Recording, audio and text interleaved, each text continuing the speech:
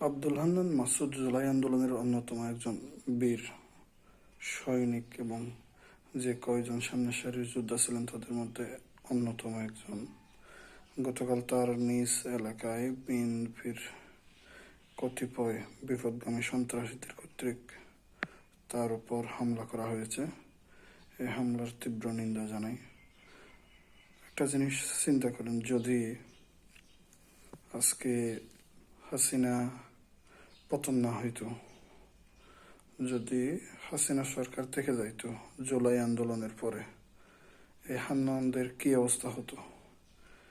এই হান্নানদের ধরে ধরে প্রত্যেকজনকে বিচারবিহীনভাবে ক্রস ফায়ার দিয়ে মেরে ফেলা হতো।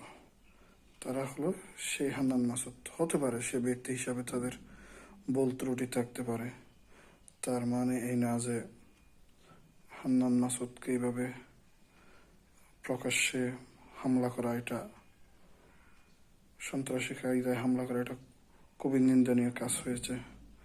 এবং বিএনপির যে সমস্ত লোক এই সমস্ত কাজের পিছনে দায়ী, তাদেরকে অবশ্যই শাস্তির আওতায় আনা উচিত বিএনপির পক্ষ থেকে।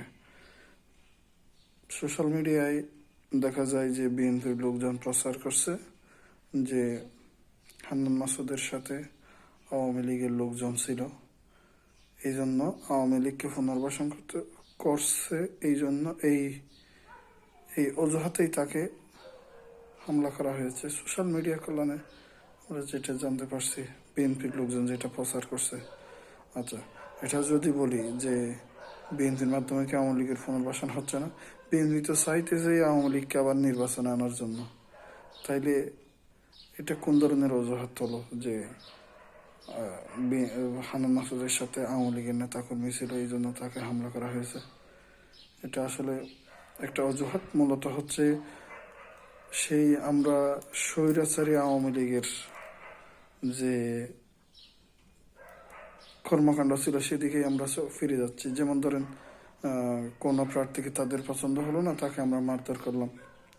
এটা আমরা স্বৈরাচার আওয়ামী লীগের যে সময়কাল, সে সময় আমরা দেখছি। যেমন ভিন্ন নেতাকর্মীদের কথাই বলেন, 18 সালের নির্বাচনে তো তাদেরকে ঘর থেকেই বের হতে দেয়নি, যে বের হয়েছে তাকে মেরে আহত করে ঘরের মধ্যে পাঠাই দিছে। এরকম একটা সময় গেছে। এখন তো দেখা যাচ্ছে সেটাই, যে আইন শৃঙ্খলা পরিস্থিতির যে অবস্থা, তাতে এখন যদি নির্বাচন হয় তাহলে তো ঠিক আওয়ামী লীগের মতোই। আওয়ামী লীগ তো রাতে দখল করছে, এরা দিনে দুপুরেই দখল করে নিয়ে যাবে আর কি। এ হচ্ছে দেশের অবস্থা।